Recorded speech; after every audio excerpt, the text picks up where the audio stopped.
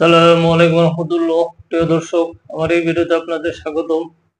দর্শক, বাংলা ট্রিবিউনের রিপোর্ট অনুযায়ী ট্রাইব্যুনালের রায় রাজনৈতিক উদ্দেশ্য প্রণোদিত দাবি করে শেখ হাসিনা বিবৃতি। বাংলাদেশের সাবেক প্রধানমন্ত্রী শেখ হাসিনা ঢাকার আন্তর্জাতিক অপরাধ ট্রাইব্যুনালের রায়কে পক্ষপাত দুষ্ট ও রাজনৈতিক উদ্দেশ্য প্রণোদিত বলে নিন্দা করে জানিয়েছেন। বিবিসি তার বিবৃতির কিছু অংশ প্রকাশ করেছে। সেখানে বলা হয়েছে, রায়ের পর প্রকাশিত 5 পৃষ্ঠার এক বিবৃতিতে তিনি বলেন, আওয়ামী লীগকে রাজনৈতিক শক্তি হিসেবে নিষ্ক্রিয় করে দিতে অন্তর্বর্তী সরকারের একটি পন্থা হচ্ছে তাকে মৃত্যুদণ্ড দেওয়া।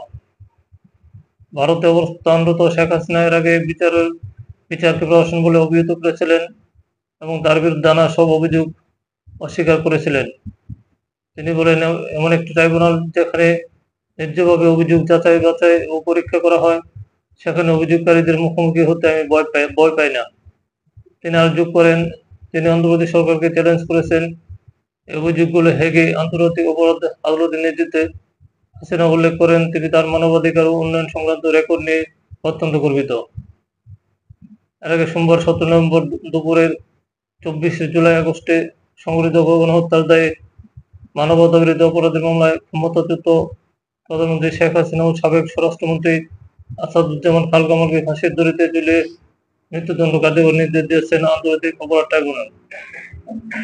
একই সঙ্গে দোষ স্বীকার করে রাষ্ট্রপতি হয়ে ট্রাইব্যুনালের সাবেক প্রধানমন্ত্রী ও স্বরাষ্ট্রমন্ত্রীর বিরুদ্ধে সাক্ষ্য দেওয়া সাবেক আইনজীবী চৌধুরী আব্দুল্লাহ মামুনকে 5 বছরের কারাদণ্ড দেওয়া হয়েছে। এদিকে আদালত অবমাননার একটি মামলায় শেখ হাসিনাকে 6 মাসে বিনাশ্রম কারাদণ্ড দেন আন্তর্জাতিক অপরাধ ট্রাইব্যুনাল 1। চলতি বছরের এপ্রিলে মামলাটির বিচার কার্যক্রম শুরু হয়। 226 জনকে হত্যার লাইসেন্স পেয়ে গেছি, শেখ হাসিনা এমন একটি বক্তব্যের অডিও রেকর্ড অনলাইন ছড়িয়ে পড়েছিল চলতি বছরের শুরুর দিকে।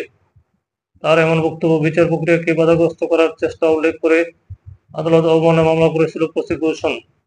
সেই মামলায় শেখ হাসিনাকে সাজা দেন ট্রাইব্যুনাল। দর্শক, ভালো থাকবেন। আল্লাহ হাফেজ।